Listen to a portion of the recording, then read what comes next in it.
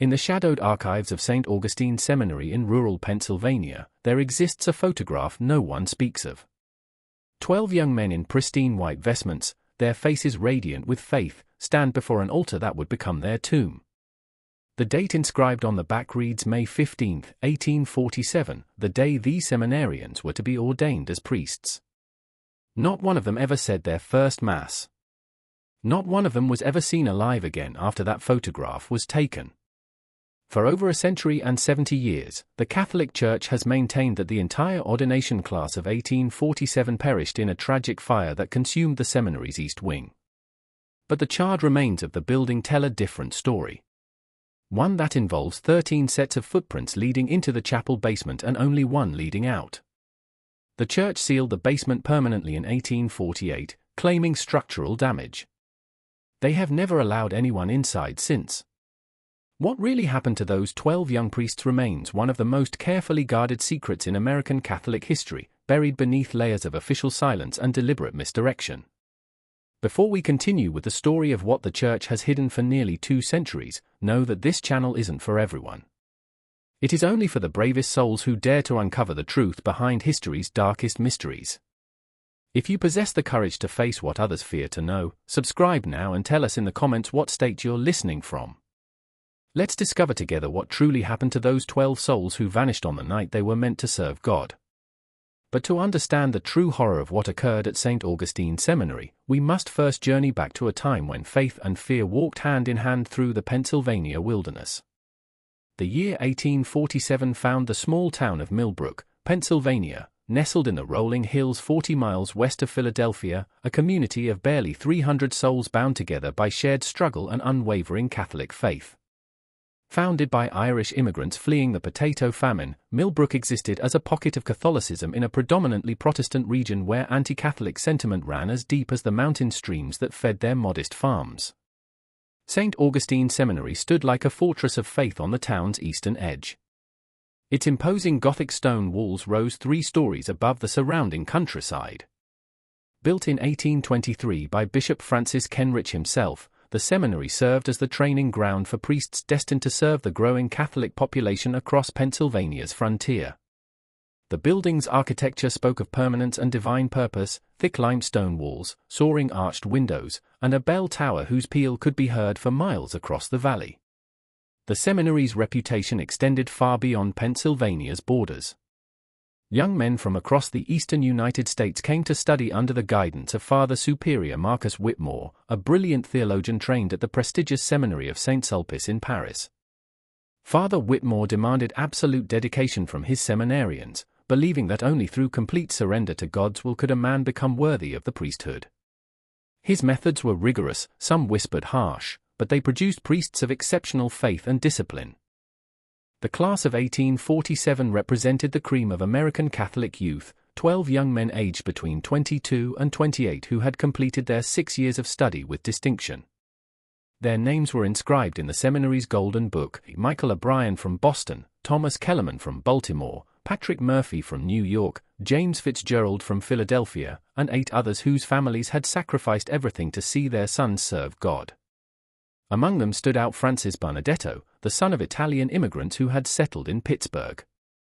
At 24, Francis possessed an intellectual brilliance that impressed even Father Whitmore. He spoke 5 languages fluently, had memorized vast portions of Scripture, and demonstrated a theological understanding that seemed to transcend his years. His fellow seminarians looked to him as their natural leader, and many believed he would one day become a bishop. The seminarians lived in Spartan cells on the 2nd floor of the East Wing, rising each morning at 4 for Lauds, followed by meditation, Mass, breakfast, and 8 hours of study. Their days ended with Compline at 9, after which the Great Silence began. No word was to be spoken until the following morning's prayers. This rhythm had governed their lives for 6 years, preparing them for the sacred responsibility of shepherding souls. But in the weeks leading up to their ordination, something began to change within the seminary's walls. The seminarians spoke in whispers of strange dreams that visited them nightly, visions of a 13th figure dressed in black vestment standing at the altar during their future ordination ceremony. They described the figure's face as obscured by shadow, but its presence filled them with a mixture of terror and inexplicable attraction. Father Whitmore had noticed their increasing restlessness. During their final examinations, several seminarians gave answers that troubled him deeply. When asked about the nature of sacrifice, Francis Benedetto spoke not of Christ's sacrifice on the cross, but of the greater sacrifice that opens the door to true understanding. When questioned about obedience, Thomas Kellerman replied that obedience to God sometimes requires disobedience to man. The other faculty members, Father Jonathan Mills, Father David Brennan, and Father Peter Kowalski, had expressed their own concerns to Father Whitmore. The seminarians had been discovered in the chapel at unusual hours, kneeling in prayer formation around a circle drawn in ash on the floor. When confronted, they claimed to have no memory of how they came to be there. Their explanation was always the same: they had been called to pray by a voice that spoke in their dreams. As May 15 approached, the entire town of Millbrook prepared for the ordination ceremony.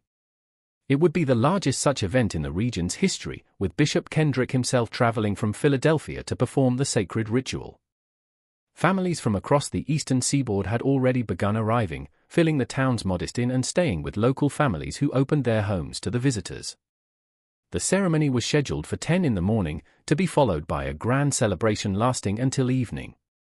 The seminarians would speak their final vows, receive the sacred oils of ordination, and transform from students into priests empowered to celebrate Mass, hear confessions, and guide souls to salvation. It was to be the culmination of their years of preparation, the moment their lives would be forever consecrated to God's service. But on the night of May 14, as the seminarians knelt for their final evening of prayer before ordination, none could have imagined they were about to become part of a mystery that would haunt the Catholic Church for generations to come. The evening of May 14, 1847, began like any other in the life of St. Augustine Seminary. The seminarians had completed their final examinations and spent the afternoon in quiet reflection, preparing their souls for the sacred transformation awaiting them with the dawn. As darkness settled over the Pennsylvania countryside, the familiar rhythm of Compline echoed through the stone corridors, marking the beginning of what should have been their last night as students. Father Whitmore conducted the evening prayers with particular solemnity, his voice carrying extra weight as he blessed the 12 young men who would soon join the ranks of the priesthood.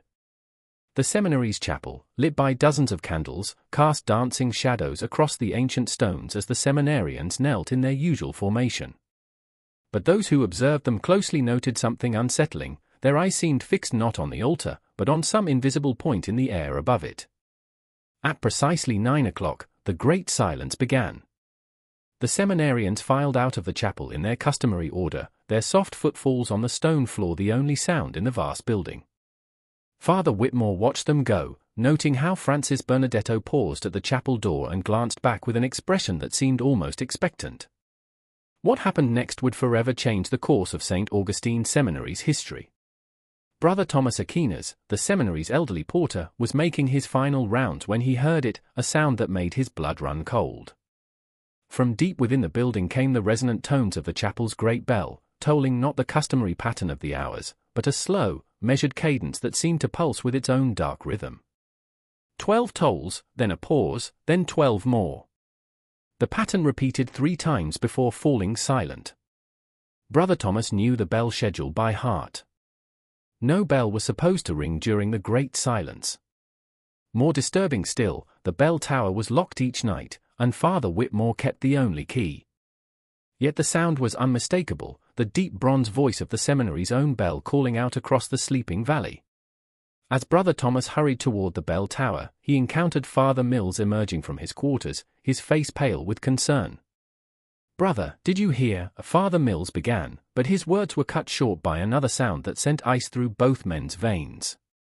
From the chapel came the sound of chanting, not the familiar Latin of their daily prayers, but something older, more primal. The voices were unmistakably those of the seminarians, but the words they spoke seemed to come from no Christian liturgy.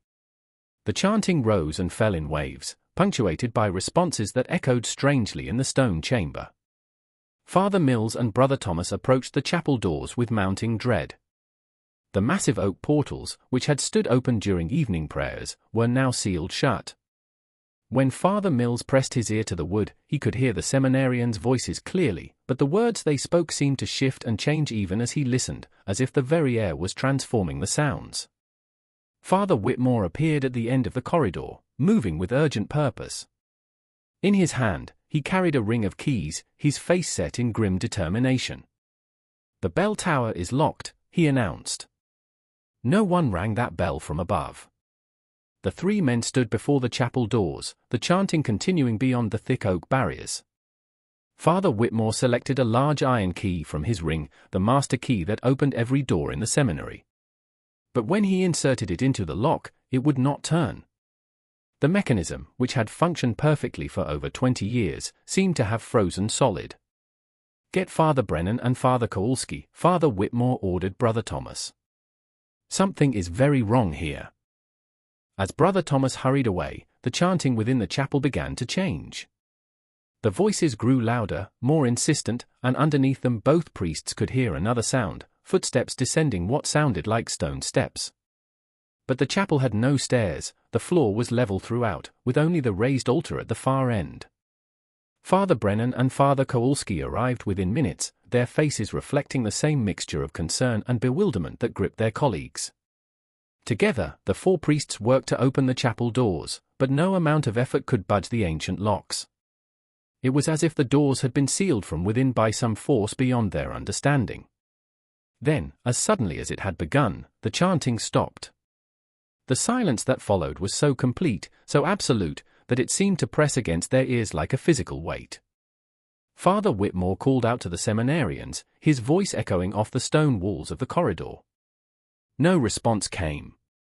The priests spent the next hour attempting to breach the chapel doors, but their efforts proved futile. Finally, Father Whitmore made a decision that would haunt him for the rest of his life. "We'll have to go around," he announced. "The sacristy door connects to the chapel from the outside." The five men, the four priests and Brother Thomas, made their way through the seminary's corridors to the external door that led to the sacristy. This smaller entrance, used primarily for storing vestments and sacred vessels, provided direct access to the chapel's interior. Father Whitmore's key worked smoothly in this lock, and the door swung open without resistance.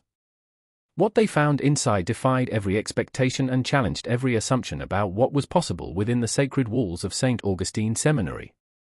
The chapel was empty. Not merely vacant, but impossibly, completely empty. The 12 seminarians who had been chanting only moments before had vanished without a trace. Their prayer books lay scattered across the floor, pages torn and scattered like autumn leaves. The candles that had illuminated their evening prayers had been extinguished, leaving only the cold smell of recently snuffed wax. But it was the altar that truly shook the priests to their core. The massive stone structure, which had stood unchanged for over 20 years, had been moved, not shifted slightly, but completely relocated, to reveal a gaping hole in the floor beneath. A hole that descended into darkness so complete their lamplight could not penetrate its depths. Father Whitmore approached the opening with trembling steps. The hole was perfectly circular, perhaps 4 feet in diameter, with stone steps carved into its walls, spiraling downward into the earth. The stonework was old, far older than the seminary itself, and covered with symbols none of the priests recognized. The air that rose from the depths carried a strange, sweet scent that seemed to cling to their nostrils and make their heads spin. "This is impossible," Father Brennan whispered, his voice barely audible. The chapel was built on solid ground. The foundation records show no basement, no crypt, nothing. Father Kowalski knelt beside the opening, holding his lamp as far down as he dared. "The steps go down at least 20 feet, he reported. "I can see more symbols carved into the walls, but I can't make out where they lead." As the priests debated what to do next, Brother Thomas made a discovery that would prove crucial to understanding the night's events. Near the altar, partially hidden beneath a scattered prayer book, he found a folded piece of paper. The parchment was old, its edges yellowed with age, and the handwriting upon it was in a hand none of them recognized. Father Whitmore read the document aloud, his voice growing more strained with each word. Asterisk, "To those who seek the truth beyond the veil of mortal understanding, know that the path to true enlightenment requires sacrifice beyond what the weak-hearted can comprehend. The 12 who descend this night do so of their own will, called by voices that speak from depths older than any church, older than any faith built by human hands. They go to serve a purpose higher than any earthly ordination can provide. Seek them not in the world above, for they have chosen to serve in the world below. Their sacrifice opens the door for others to follow. The 13th witness remains to tell their tale. Asterisk. The document was unsigned, but the implications were clear and terrifying. The seminarians had not been taken against their will. They had gone willingly into the depths beneath the chapel. But who, or what, had called them there? And who was the 13th witness mentioned in the note? Father Whitmore folded the parchment carefully and placed it in his vestment pocket. "We must search the opening," he announced, though his voice betrayed his reluctance. "If there's any chance they are still alive." But before any of them could make the descent, a new sound echoed from the depths below. The sound of stone grinding against stone, as if massive blocks were shifting into place. The priests watched in horror as the opening began to close, the stone steps disappearing section by section as some mechanism sealed the passage from below. Within minutes, the hole was completely covered by what appeared to be solid stone floor. The altar had somehow moved back into its original position, and the chapel looked exactly as it had before the night's events began. If not for the scattered prayer books and the lingering sweet scent in the air, the priests might have believed they had experienced some shared delusion. But the seminarians were gone. 12 young men who had been preparing for ordination had vanished without a trace, leaving behind only questions that would torment St. Augustine Seminary for generations to come. As dawn broke over the Pennsylvania countryside, the bells of St. Augustine Seminary remained silent. There would be no ordination ceremony that day, no celebration of new priests joining the ranks of the faithful. Instead, there would be only the beginning of a cover-up that would span more than a century and 70 years. The families and guests who had traveled from across the eastern seaboard to witness the ordination were told that a tragic fire had claimed the lives of all 12 seminarians during the night. The east wing of the seminary was indeed set ablaze later that morning, destroying any evidence of the night's true events. Official records would show that the young men had been trapped in their dormitory and overcome by smoke, their bodies consumed by the flames. But those who knew the truth, the 4 priests and Brother Thomas, would carry the weight of that night's events for the rest of their lives. They had witnessed something that challenged every foundation of their faith, something that suggested the existence of forces and purposes beyond the scope of Christian understanding. And somewhere in the depths beneath St. Augustine Seminary, in chambers that predated the arrival of Christianity in the New World, 12 young men who had once prepared to serve God were beginning their service to something far older and far more demanding than any earthly church. The official investigation into the fire at St. Augustine Seminary lasted exactly 3 days. Church officials from Philadelphia arrived within hours of the reported tragedy, their black carriages creating a solemn procession through the streets of Millbrook. They examined the charred remains of the East Wing, took statements from the surviving faculty, and issued their final report with an efficiency that seemed almost rehearsed. The report concluded that a lamp had been knocked over in one of the dormitory rooms, igniting the building's aged wooden fixtures. The seminarians had been trapped by smoke and flames, their bodies so completely consumed that no remains could be recovered. The tragedy was ruled an accident, the result of negligence during the young men's final night of preparation. But Father Whitmore and his colleagues knew the truth was far more complex and infinitely more disturbing. In the weeks following the fire, the seminary's atmosphere changed dramatically. The remaining students, those in their earlier years of study, spoke in hushed tones about dreams that visited them nightly. They reported seeing 12 figures in white vestments walking the corridors after midnight, always moving toward the chapel, but never arriving. The dreams always ended the same way, with the sound of stone grinding against stone and a voice calling from depths that seemed to extend beyond the physical world. Father Whitmore began experiencing his own visions. Each night as he knelt for his private prayers, he would see Francis Benedetto standing at the altar of the chapel, his face serene but his eyes reflecting a knowledge that seemed to transcend human understanding. The apparition would gesture toward the floor where the opening had appeared, and Father Whitmore would hear, and not with his ears, but with his mind, the words, **, the door remains open for those who truly seek. **. The chapel itself became a source of constant unease. During daily Mass, the priests would notice that the altar seemed to shift slightly, as if the stone beneath it was settling. The sweet scent that had risen from the depths would return at random times, usually during moments of particular solemnity. Several times, brothers and faculty members reported hearing faint chanting echoing from the chapel during the night hours, always in that same unknown language the seminarians had spoken. Brother Thomas, whose porter duties required him to make rounds throughout the building, began to document strange occurrences with obsessive detail. His private journal, which would later be discovered in the seminary archives, recorded phenomena that defied rational explanation: footsteps in empty corridors, doors that opened and closed without cause, and, most disturbing of all, the periodic appearance of *13 shadows in the chapel when only 12 candles were lit. The number 13 began to appear with unsettling frequency throughout the seminary. Students would count 13 stations of the cross instead of the traditional 14. 13 candles would appear on the altar despite careful inventory showing only 12. Most disturbing of all, 13 places would sometimes be set in the refectory, though only 12 people were expected for meals.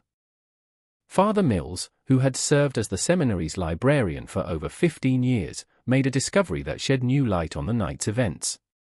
While cataloguing books in the theological section, he found a volume that had not been there before, a leather-bound manuscript written in Latin with extensive annotations in what appeared to be Francis Bernardetto's handwriting.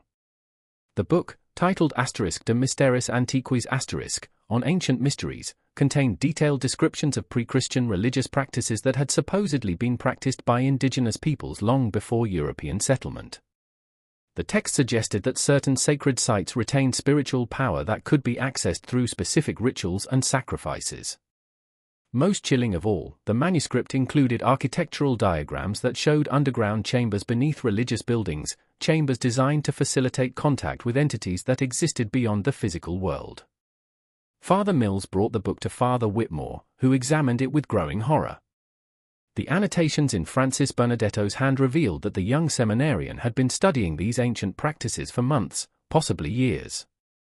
His notes suggested that he had come to believe that true spiritual enlightenment required embracing powers and knowledge that the Christian Church had deliberately suppressed. More disturbing still were the personal letters that Father Mills discovered hidden within the book's pages, written by Francis to his fellow seminarians. The letters revealed a growing conviction that their ordination was not an end, but a beginning, a preparation for a far greater service than the Catholic Church could offer. The letters spoke of the old ways and the true path to divine understanding, suggesting that the seminarians had been planning their descent into the depths for months. The final letter, dated just 3 days before the ordination ceremony, contained a passage that made Father Whitmore's blood run cold. *The 13 who serve below have waited centuries for successors. We 12 have been chosen to join them, to become the bridge between the world of light and the world of shadow. Our earthly ordination would bind us to serve man's limited understanding of God. Our true ordination will bind us to serve forces that shaped the world before man drew breath. As winter settled over the Pennsylvania countryside, the strange events at St. Augustine Seminary began to affect the surrounding community. Local farmers reported that their livestock refused to graze in fields that faced the seminary, and several families claimed that their children had begun speaking in their sleep, using words that sounded like the ancient language heard in the chapel. The town's physician, Dr. Samuel Richardson, documented an unusual number of cases involving disturbing dreams and night terrors among Millbrook's residents. His private notes described patients who reported identical visions: 12 young men in white vestments descending stone steps, followed by a 13th figure whose face remained shrouded in shadow. But perhaps the most disturbing development was the change in Father Whitmore himself. The priest, who had once been known for his intellectual rigor and unwavering faith, began to exhibit signs of profound spiritual distress. He would spend hours alone in the chapel, kneeling on the spot where the opening had appeared, his lips moving in what appeared to be prayer, but which those who listened closely recognized as repetition of the same ancient syllables the seminarians had chanted. Father Brennan, growing increasingly concerned about his superior's mental state, began to keep his own secret journal. His entries reveal a man struggling to reconcile his faith with experiences that challenged every theological foundation he had ever accepted. He wrote of finding Father Whitmore in the chapel at impossible hours, apparently deep in conversation with invisible presences. Most disturbing of all, he recorded that Father Whitmore had begun to refer to himself as the 13th witness, the same title mentioned in the mysterious note found after the seminarian's disappearance. As the first anniversary of the tragic fire approached, the seminary's enrollment had dwindled to fewer than 20 students. Families who had once considered it an honor to send their sons to St. Augustine now avoided the institution entirely. Rumors spread throughout the Catholic communities of Pennsylvania about the cursed seminary where young men disappeared and strange voices echoed through the night. Church officials in Philadelphia began to discuss the possibility of closing St. Augustine Seminary permanently. The building had become a liability, a source of scandal and supernatural speculation that threatened to undermine the church's authority in the region. But before any final decision could be made, an event occurred that would forever change the course of the seminary's history and reveal the true extent of the horror that had taken root beneath its foundations. The event began with a letter that arrived at the seminary on the morning of May 14, 1848, exactly 1 year after the seminarian's disappearance. The envelope bore no return address, and the handwriting was elegant but unfamiliar to any of the faculty. Father Whitmore opened it with trembling hands, his face growing pale as he read the contents aloud to his assembled colleagues. The letter that arrived on that grey May morning contained only a few lines, but their implications would shatter whatever remained of the seminary's peace. Asterisk to the faithful servants of St. Augustine Seminary. The year of preparation is complete. The door beneath the sacred altar opens once more tonight. The 13th witness must choose, remain in the world of light and watch your flock scatter like leaves before the wind, or descend to join those who serve the deeper truth. The choice has always been yours, Marcus. The 12 who wait below call your name in voices that carry the weight of centuries. Come to us freely, or watch your life's work crumble to dust. Asterisk. The letter was unsigned, but Father Whitmore recognized the handwriting. It was Francis Bernardetto's elegant script, unchanged despite a year beneath the earth. Father Brennan, who had been watching his superior with growing concern, saw the color drain from Father Whitmore's face as he read the letter. Marcus, he said softly, using his friend's Christian name for the first time in years. What does it say? Father Whitmore's response came in a voice barely above a whisper. They're calling me home. The other priests demanded to see the letter, but Father Whitmore clutched it to his chest with desperate intensity. His eyes, which had once burned with intellectual fervor, now held the glazed look of a man who had stared too long into an abyss that had finally begun to stare back. As evening approached, the seminary's remaining students and faculty noticed a change in the building's atmosphere. The stone walls seemed to pulse with an energy that made the air itself feel thick and oppressive. The sweet scent that had appeared intermittently throughout the year now permeated every corridor, growing stronger with each passing hour. Father Kowalski, who had been documenting the seminary's decline in his private correspondence with church officials in Philadelphia, wrote his final letter that afternoon. In it, he described Father Whitmore's deteriorating condition and his growing conviction that something ancient and malevolent had taken root beneath the seminary's foundations. He ended the letter with a request for immediate assistance and a warning that the situation was spiraling beyond their control. As darkness fell over the Pennsylvania countryside, the familiar routine of evening prayers took on an ominous quality. The remaining students, fewer than 20 young men who had chosen to stay despite the seminary's reputation, knelt in the chapel with visible nervousness. They could feel the building's anticipation, as if the very stones were waiting for some momentous event. Father Whitmore conducted the prayers with an intensity that bordered on desperation. His voice, usually calm and measured, rose and fell with emotional peaks that made the students exchange worried glances. When he reached the final blessing, his hand shook so violently that he nearly dropped the prayer book. After the students had been dismissed to their dormitories, the 4 remaining priests gathered in Father Whitmore's study. The room, which had once served as a sanctuary of theological learning, now felt like a tomb. Books lay scattered across the floor, their pages torn and scattered. The walls, once lined with centuries of religious scholarship, now displayed only empty shelves and faded rectangles where paintings had hung. Marcus, Father Mills said gently, you need to leave this place. Whatever happened here, whatever is still happening, it's destroying you.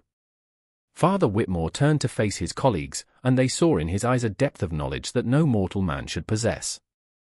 "You don't understand," he said, his voice carrying an echo that seemed to come from somewhere far beneath the building. "They didn't disappear. They were chosen.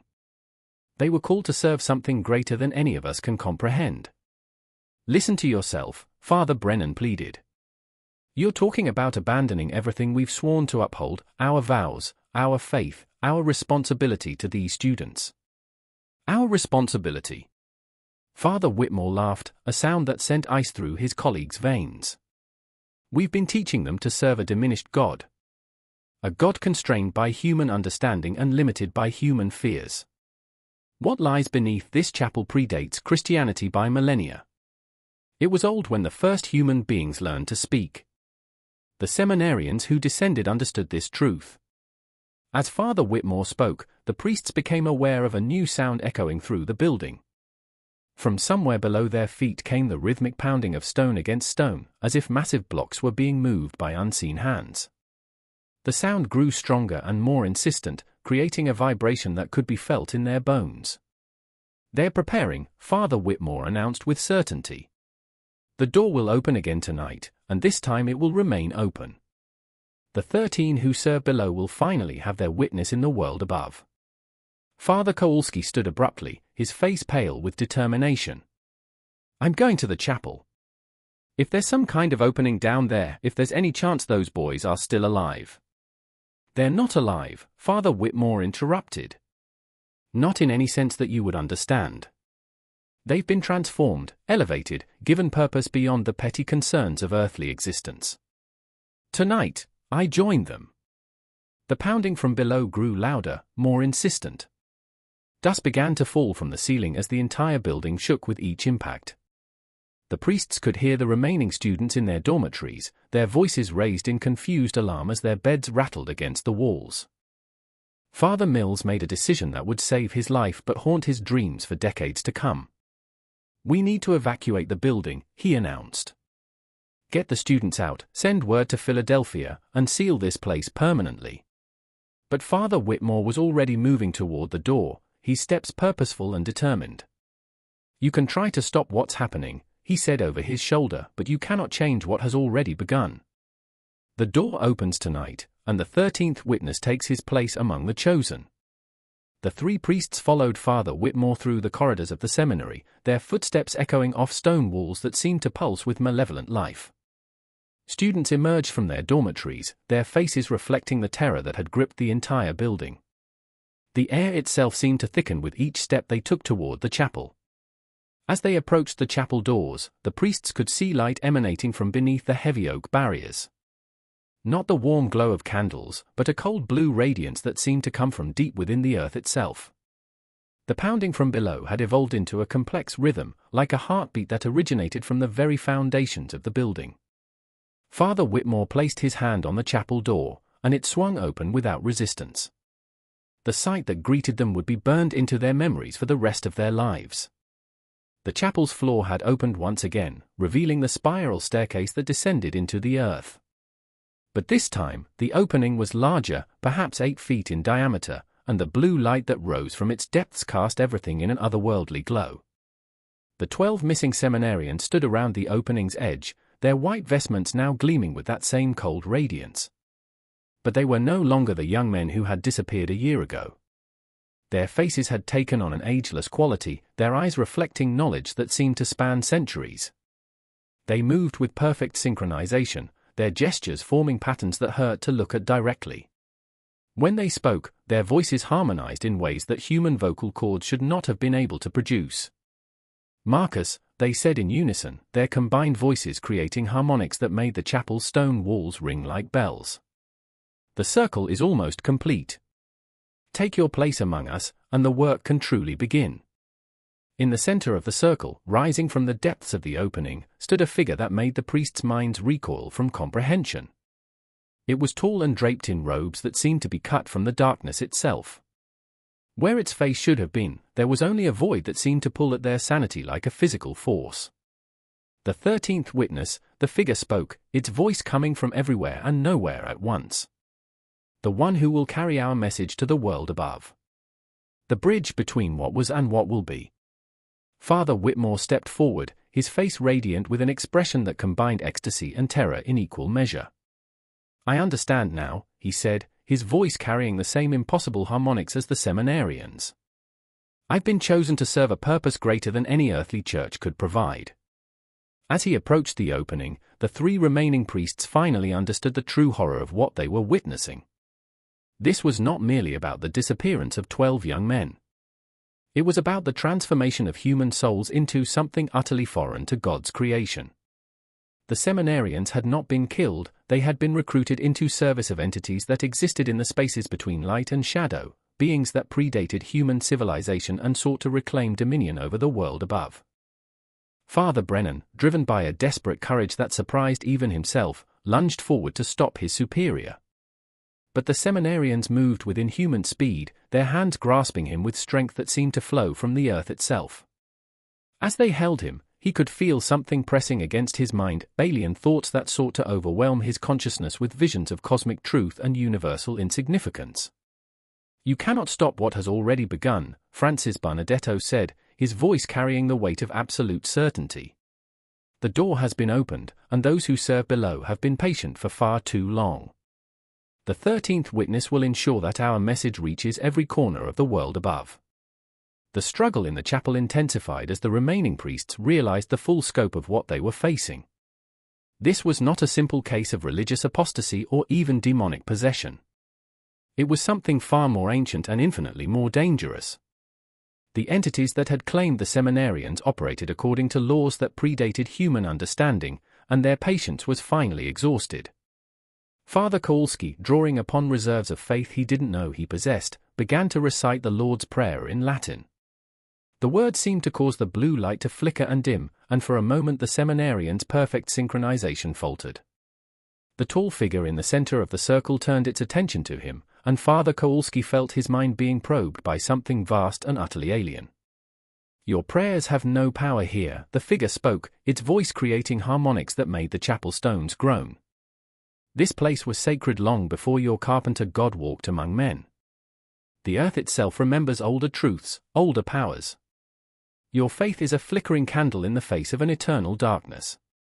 But Father Kowalski continued his prayer, his voice growing stronger with each word.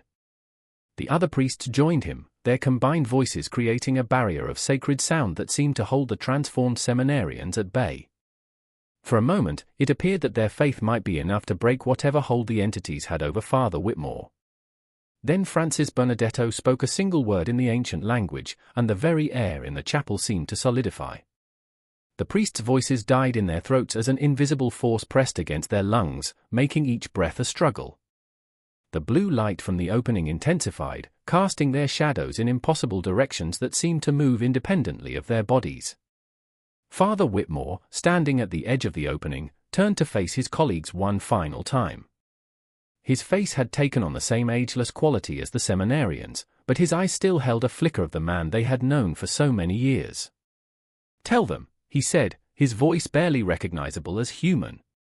"Tell them that we found what we were truly seeking. Tell them that the door between worlds has been opened, and soon others will follow the path we have chosen." Father Mills, fighting against the pressure that seemed to crush his chest, managed to gasp out a single word. "Marcus, please." But Father Whitmore was already descending the stone steps, his figure growing smaller as he disappeared into the blue radiance. The seminarians began to follow, their movements creating patterns that hurt to observe directly. As each one disappeared into the depths, the pressure in the chapel grew stronger, threatening to drive the remaining priests to their knees. The tall figure in the center raised what might have been arms, and the opening began to expand. The stone floor cracked and shifted as the circle of blue light grew wider, threatening to encompass the entire chapel.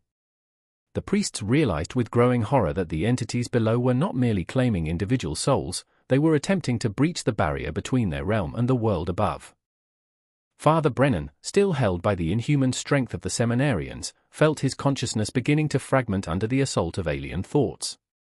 He saw visions of vast underground cities populated by beings that had ruled the earth before humanity learned to stand upright.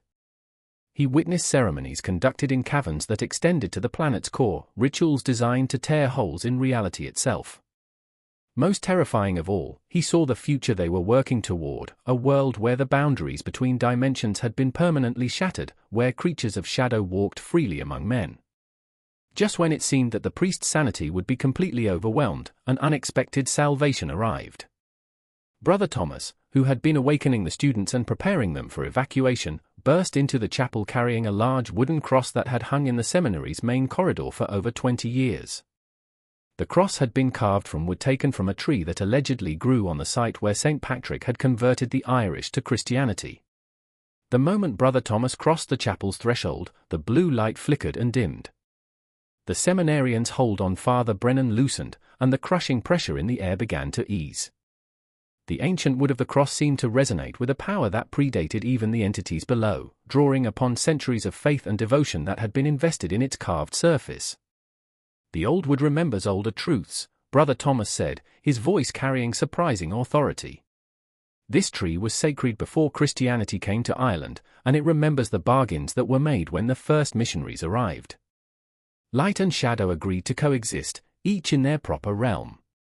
The tall figure turned its attention to Brother Thomas, and the porter felt his mind being probed by something vast and ancient.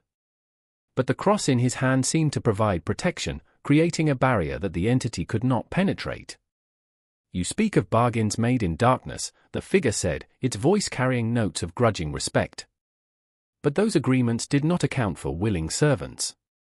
These 12 came to us freely, offering their souls in exchange for knowledge. The 13th seals the compact, opening the door for others to follow." "They were deceived," Brother Thomas replied, holding the cross higher.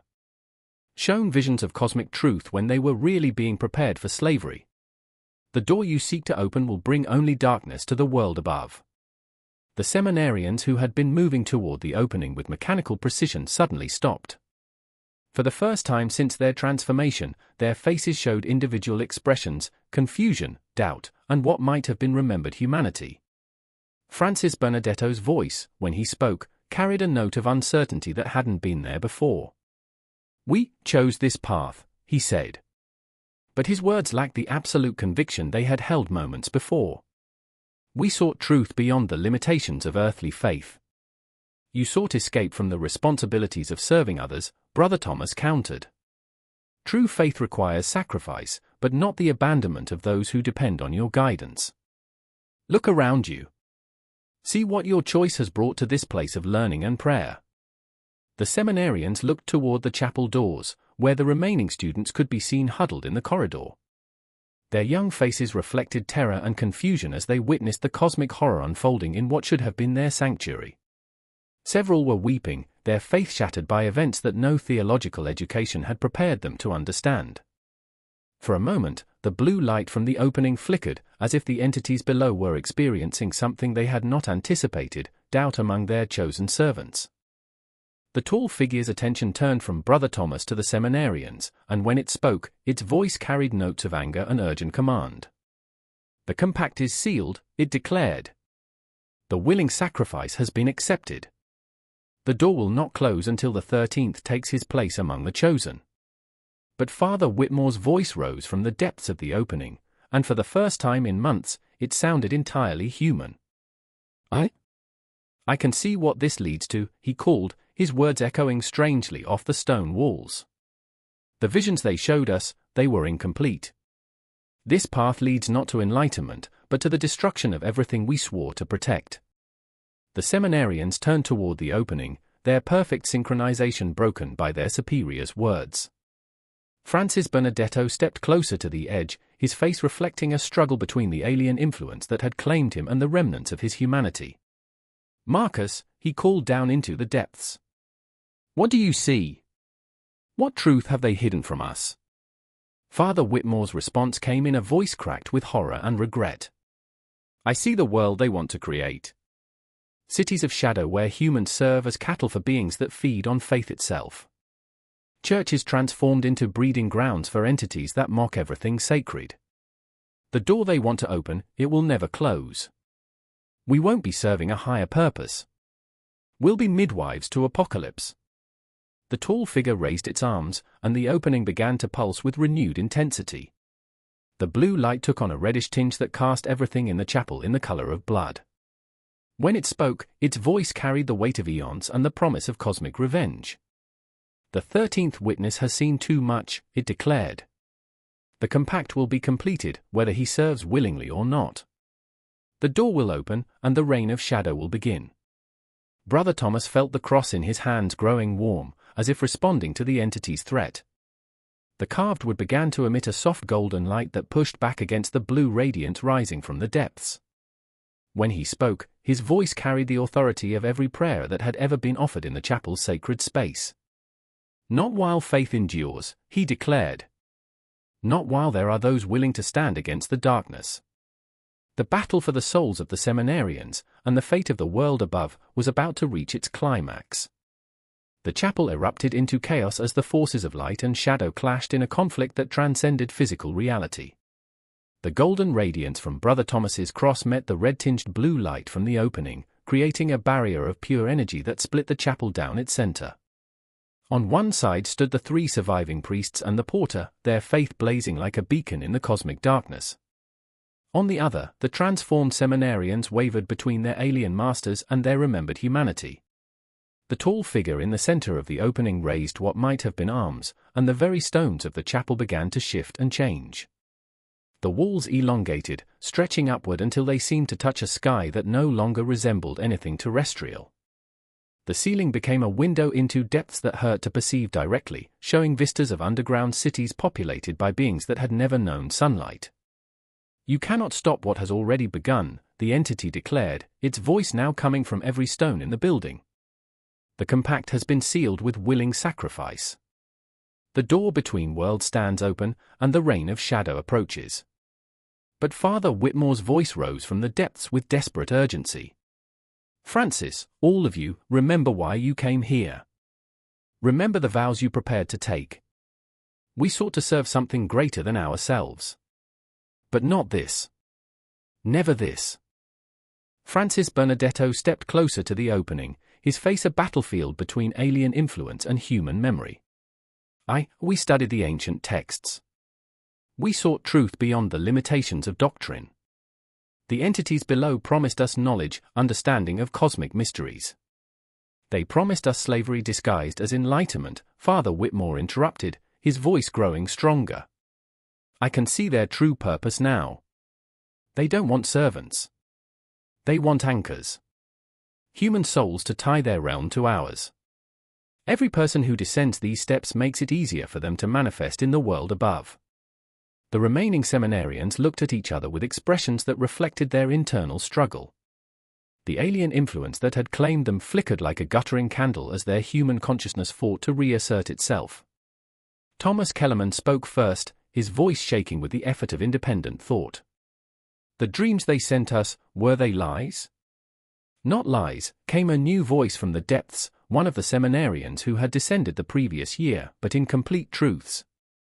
They showed us the glory of cosmic knowledge while hiding the price. We are no longer human, no longer capable of the love and compassion that drew us to serve God. We have become echoes of ourselves, hollow vessels for alien will." The tall figure turned its attention to the depths, and when it spoke, its voice carried notes of urgent command. "Silence. The compact is sealed. The chosen serve willingly." But the voice from below continued. "We serve because we have no choice. The moment we descended these steps, our free will was forfeit. Don't let them claim you, Francis. Don't let them claim any more souls to their eternal darkness." Brother Thomas felt the cross in his hands growing warmer, its golden light intensifying until it illuminated every corner of the chapel. The sacred would seem to resonate with power drawn from centuries of faithful prayer, creating a barrier that held the entity's influence at bay. "The choice is still yours," he called to the seminarians. "Your souls haven't been fully claimed yet. You can still choose to serve the light instead of the darkness."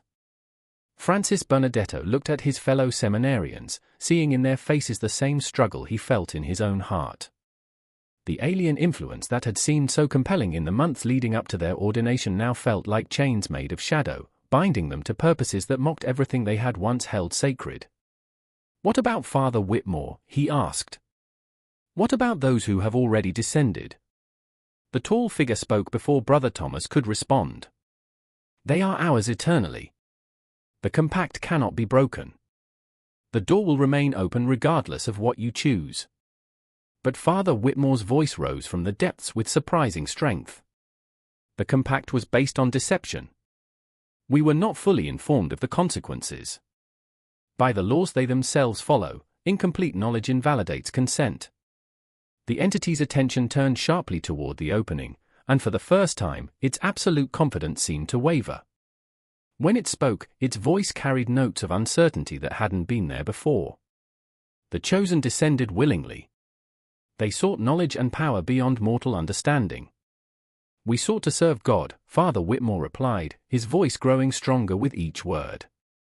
When we discovered that your offer required abandoning that service, we had already been changed beyond our ability to refuse. That is not willing consent, that is entrapment. The chapel began to shake as competing forces of cosmic law clashed within its walls. The opening in the floor flickered between the blue radiance that marked the entity's realm and something else, a soft, warm light that seemed to emanate from the earth itself, older and deeper than the alien influence. Brother Thomas understood what was happening. The entities operated according to cosmic laws that governed all supernatural interactions. If Father Whitmore was correct about the nature of their consent, then the compact could indeed be challenged. But the challenge had to come from those who had been most directly affected, the seminarians themselves. Francis, he called urgently, you and your classmates have to choose, but this time with full knowledge of what that choice means. Will you serve entities that want to use you as anchors for invasion? Or will you serve the God who called you to protect and guide his people? Francis Bernardetto looked around the chapel one final time, seeing it not as the transformed nightmare it had become, but as the place where he had spent 6 years preparing to dedicate his life to service. The alien influence that had seemed so compelling now revealed itself as the trap it had always been, a promise of cosmic knowledge that came at the price of everything that made existence meaningful. I choose, he said, his voice carrying the authority of absolute conviction. I choose to serve the light, not the darkness. I choose to protect the innocent, not enable their destruction. I choose, he paused, looking directly at the tall figure that had claimed so many souls, I choose to reject your compact and everything it represents. One by one, the other seminarians made the same choice, their voices joining in a declaration that created harmonics of pure human will. The blue light from the opening began to flicker and dim as the alien influence lost its hold on their souls. The tall figure raised its arms in apparent rage, and the chapel's walls began to crack under the force of cosmic displeasure. The compact cannot be broken, it declared. The door will remain open. Others will follow the path you have rejected. But Brother Thomas stepped forward, the cross in his hands blazing with golden radiance that pushed back the darkness. The compact is broken, he declared with absolute authority. The chosen have withdrawn their consent with full knowledge of the consequences. By your own laws, they are free. The opening in the chapel floor began to change. The blue radiance gave way to something far older and more powerful. From the depths came not the alien presence that had claimed so many souls, but the voice of the earth itself, ancient, patient, and infinitely compassionate. The door between realms will be sealed, the voice declared in words that bypassed the ears and spoke directly to the soul. The compact is indeed broken. Those who descended under false pretenses will be given the choice to return, their humanity restored. The tall figure began to fade, its form becoming translucent as its connection to the world above was severed. As it disappeared, its final words echoed through the chapel with the promise of future threat, the door may be sealed, but others will find ways to open it. The reign of shadow is inevitable. We are patient. We will wait. But its voice grew fainter with each word until it disappeared entirely, leaving only the warm golden light that filled every corner of the chapel. From the opening came the sound of footsteps on stone stairs. Not the mechanical procession of the transformed, but the hesitant steps of human beings choosing to return to the light. Father Whitmore emerged first, his face bearing the marks of his ordeal but his eyes clear and human once more. Behind him came the 12 seminarians who had descended the previous year, their white vestments no longer gleaming with alien radiance, but simply the cloth of young men who had faced ultimate darkness and chosen to reject it. The dawn of May 15, 1848, broke over St. Augustine Seminary like a blessing after the longest night in the institution's history. The chapel, which had been a battleground between cosmic forces just hours before, now appeared exactly as it had for over 20 years. The floor was solid stone, with no trace of the opening that had led to realms of shadow. The altar stood in its proper place, unmarked by the supernatural forces that had moved it. Only the lingering scent of something indefinably clean and pure gave any indication of the momentous events that had transpired. Father Whitmore knelt before the altar, his hands clasped in prayer that came from the depths of a soul that had journeyed to the edge of damnation and found its way back to grace. The 12 seminarians who had been lost for an entire year knelt beside him, their faces reflecting the complex mixture of gratitude and sorrow that comes from surviving something that should have destroyed them utterly. Brother Thomas stood at the chapel's entrance, still holding the carved cross that had proven to be their salvation. The ancient wood had returned to its normal appearance, but he could feel the power that resided within it, not alien or otherworldly, but deeply, fundamentally human. It was the accumulated faith of centuries, the prayers of countless souls who had sought comfort and guidance in their darkest hours. The students who had witnessed the night's events huddled in the corridor beyond. Their young faces reflected confusion and fear that would take years to fully process. They had seen their faith tested in ways that no theological education could have prepared them for. But they had also seen that faith triumph over forces that sought to corrupt and destroy it. Father Mills, Father Brennan, and Father Kowalski gathered around their superior, their relief evident in every gesture. They had watched Father Whitmore walk voluntarily into damnation, and now they could hardly believe that he stood among them once more, his humanity restored and his faith stronger than ever. "How do we explain this?" Father Brennan asked quietly. "How do we tell the church hierarchy what really happened here?" Father Whitmore looked up from his prayers, his eyes clear and purposeful. "We tell them the truth," he said simply. "All of it. The entities that sought to use our seminary as an anchor point for invasion. The seminarians who were deceived into believing they were serving a higher purpose. The cosmic laws that govern supernatural contracts. Everything. And if they don't believe us?" Father Kowalski asked. "Then we'll show them the evidence," Father Whitmore replied, gesturing toward a leather-bound journal that lay on the altar. The book had appeared when the seminarians emerged from the depths, its pages filled with detailed accounts of their experiences in the realm below. Francis and his classmates have documented everything they saw and experienced. The underground cities, the entities that rule there, the cosmic laws that govern their interactions with our world. It's all there. Francis Benedetto, who had been silent since his return from the depths, finally spoke. "We saw what they wanted to do to our world," he said, his voice carrying the weight of experiences that had aged him beyond his years. "The entities below don't seek to destroy humanity outright. They want to transform it, to make us willing servants in a cosmic order that denies everything sacred and beautiful about existence. They showed us visions of the future they were working toward," Thomas Kellerman added. "Cities where humans lived in constant fear, where faith itself had been corrupted into a tool of oppression and despair. They wanted to use our seminary as a template, a place where future priests would be trained to serve their purposes instead of God's." Brother Thomas set the cross carefully on a nearby pew and approached the group of priests and seminarians. "The question now is what we do with this knowledge. Do we close the seminary and pretend none of this happened? Do we relocate and start fresh somewhere else? Or do we stay and ensure that what happened here never happens again?" Father Whitmore stood, his decision already made. "We stay," he declared. "This place has been tested by forces that sought to corrupt it, and it has emerged stronger. The entities below chose this location because it sits on ground that was sacred long before Christianity arrived in the New World. That sacredness protected us when our faith alone might not have been enough. But the students," Father Mills protested. "Their families will never trust us again.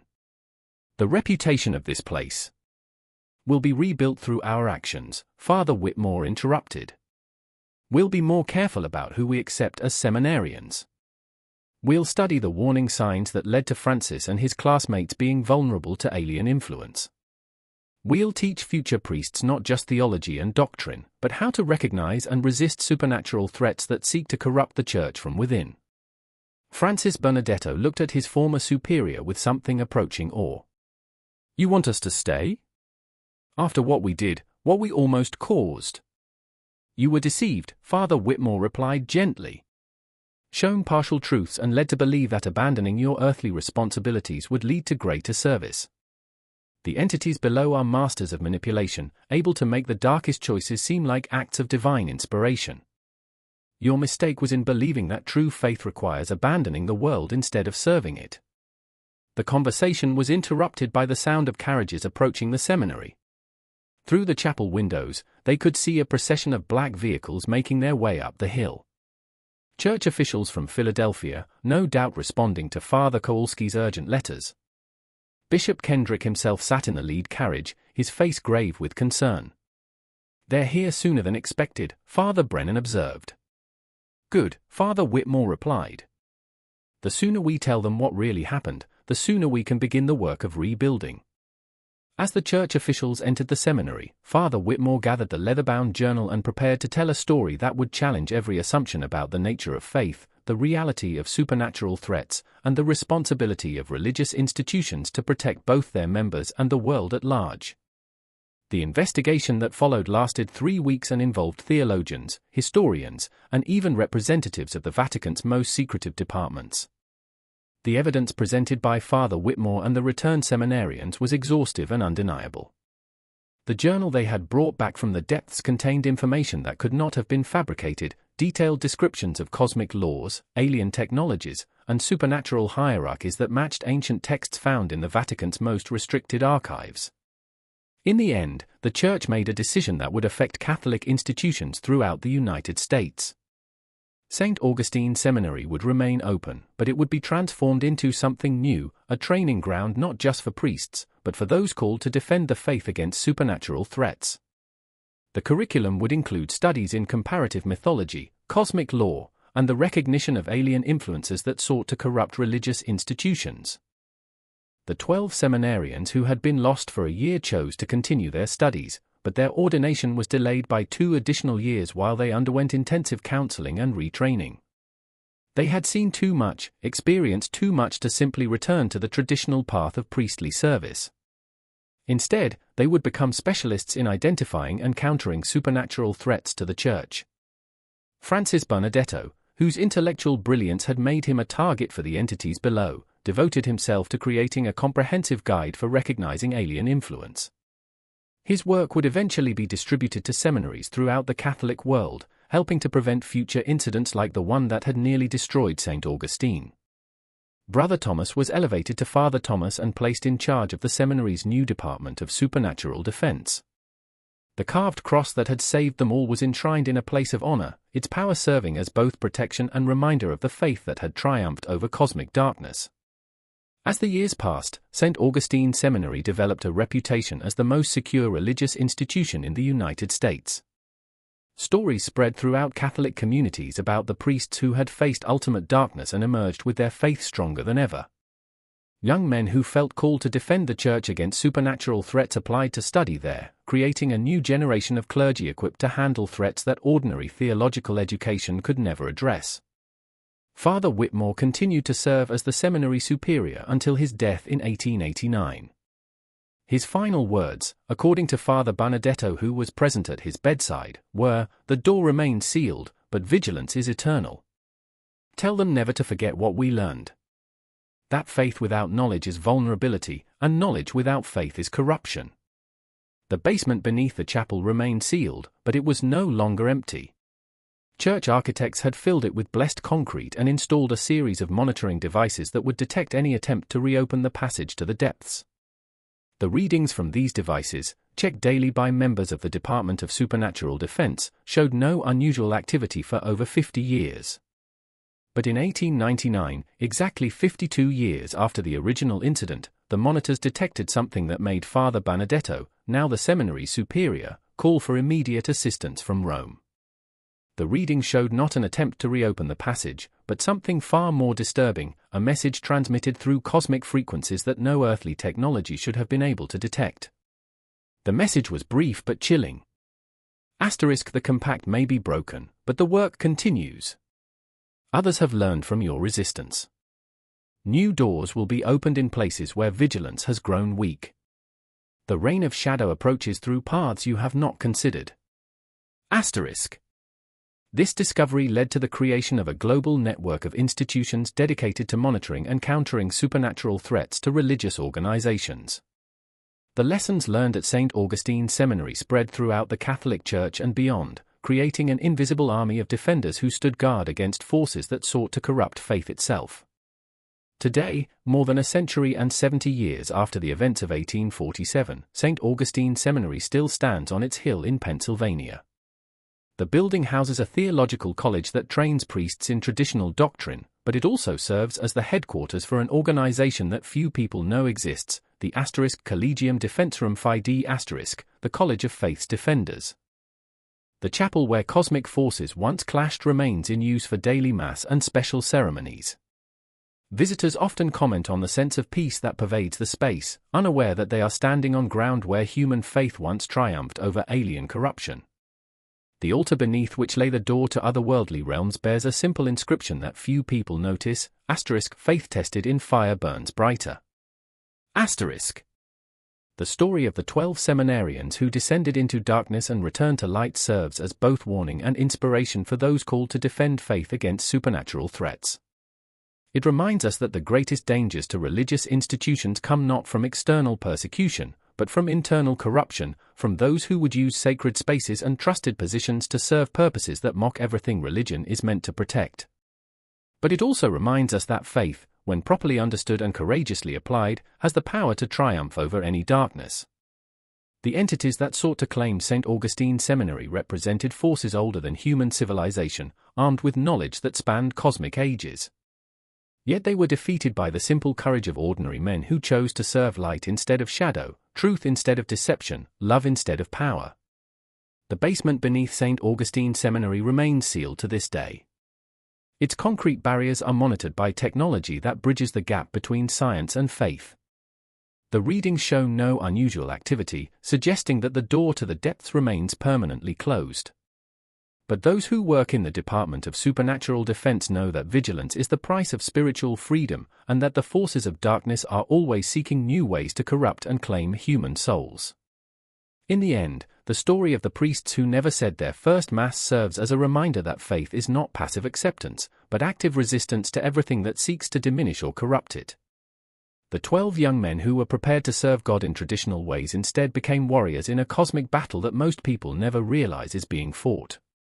Their ordination came not in a ceremony of pageantry and celebration, but in the moment they chose to reject alien promises and return to the light that had called them in the first place. This mystery shows us that the greatest threats to faith come not from those who openly oppose it, but from those who would corrupt it from within, transforming sacred institutions into tools of spiritual slavery. Yet, it also demonstrates that faith, properly understood and courageously applied, possesses power that transcends any earthly understanding. What do you think of this story? Do you believe that such cosmic battles between light and darkness continue in places where vigilance has grown weak? Leave your comment below sharing your thoughts about faith, sacrifice, and the hidden defenders who stand guard against supernatural threats. If you enjoyed this tale of cosmic horror and religious mystery, subscribe now and hit the notification bell to never miss stories that explore the darkest corners of religious history. Share this video with someone who appreciates mysteries that challenge our understanding of faith and reality. Remember, this channel is only for those brave enough to face truths that others fear to acknowledge. See you in the next investigation into the mysteries that history has tried to forget.